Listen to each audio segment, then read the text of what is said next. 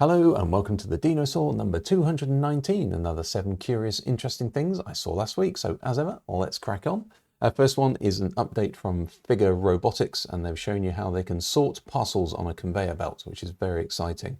So this uses their Helix system, which is their learning platform, and I've obviously taught them how to search for packages, grasp them, move them into different buckets and sort them. So otherwise known as sorting packages, probably in an Amazon warehouse near you soon. Now this is an interesting task, obviously, because this conveyor belt is set up for humans, but robots are doing it. And clearly, if this was actually just robots sorting packages, it would use cameras and gantries and all that sort of stuff, but not humanoid robots. But just shows you how these are essentially they're ready for factory work right now. Don't know what the battery's like, but there you go, Figure Robotics. This is really interesting. Hopefully I'll be able to describe this. This is actually how you can see around corners.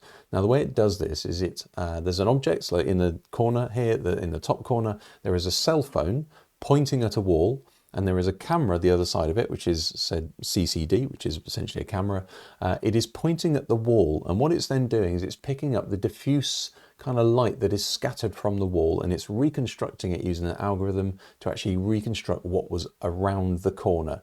So if you've got a camera, you point it at a wall and you can see around the corner, which is amazing. So as you can see, depending on the wall type, or it's just demonstrating below, depending on the wall type, you can actually reconstruct it almost like within pixel resolution. Now it doesn't get the full picture, it's actually trained on a certain part of the image, so hence this screen on the phone, for instance. There's lots of other demonstrations. Have a look at the science paper. It's a little bit nerdy, but essentially, yeah, this is actually called computational passive non-line of sight imaging, which is exciting. There you go, seeing around corners, in other words. This is Dronamics. I have trouble saying that. Dronamics cargo drones, and they've just had a huge injection of cash from the EU. This is a Bulgarian company, and they are revolutionizing essentially automated drone logistics cargo. So this is not new. The FedEx have been doing this for many, many years. They've been automating planes, especially in the US.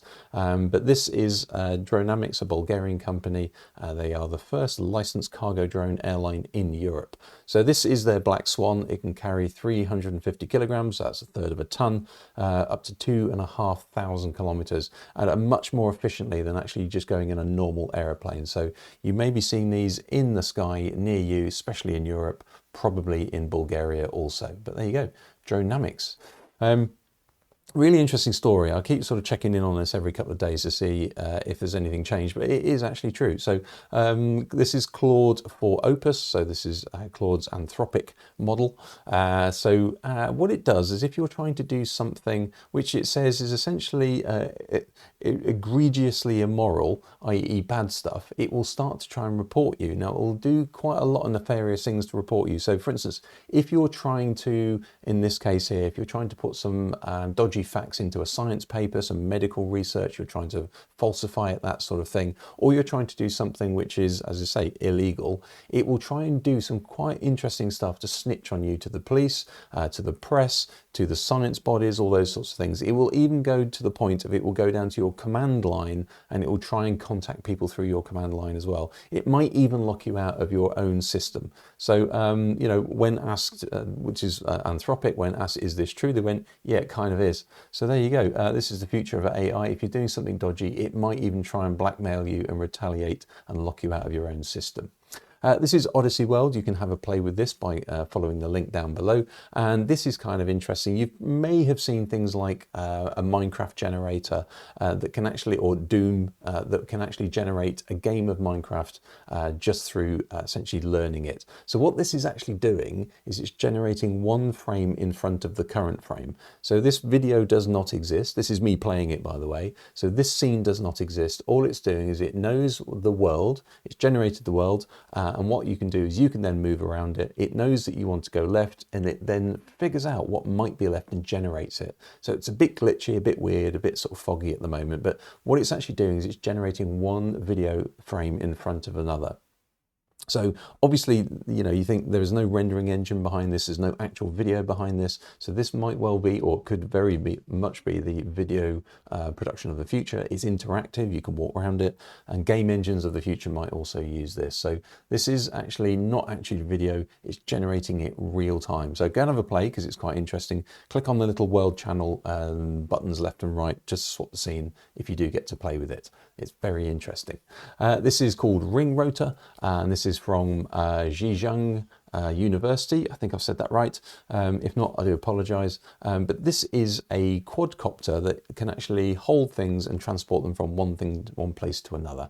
So it can do whatever that is, a cylinder, toilet roll, whatever it is. So super handy if you run out of toilet rolls. But it can then get through shapes, it can do vertical shapes, it can go through them horizontally, and it can also deliver things from one place to another, as said. Now it does this in a really interesting way. So there are essentially 4 quadcopters which are contained within this grid, and there's one servo motors, a couple of string pieces and some springs. So that one servo makes all of those 4 quadcopters move in and out. So it's really, really efficient. You can see it in the bottom corner there. So it's a really, really cool design. So well done to Zhejiang University. I think I've said that again. This is for their Fast Labs, which is an interesting place to check in on. And finally, we have the world's strongest handheld laser, designed not by DARPA or something like that, some research establishment. This is actually by StyroPyro, the YouTuber. Now, if you're not sure of StyroPyro's YouTube channel, definitely go and have a look at that. He does things like he chains loads of car batteries together and creates essentially lightning, all that sort of stuff. So yeah, so burning coins and things like that, but also does point out the limitations of something like this. Now, the actual laser emitter itself is from a Chinese company. It's all slightly scrubbed out, so it's a little bit sketchy, but it's a 250 watt handheld laser. It's not tethered to anything, it is literally handheld. So super dangerous, super deadly, but apparently this is all legal. There you go. Interesting. Hopefully that was interesting. If it was, give it a like, all that sort of stuff. All the links are below, and I will see you next week.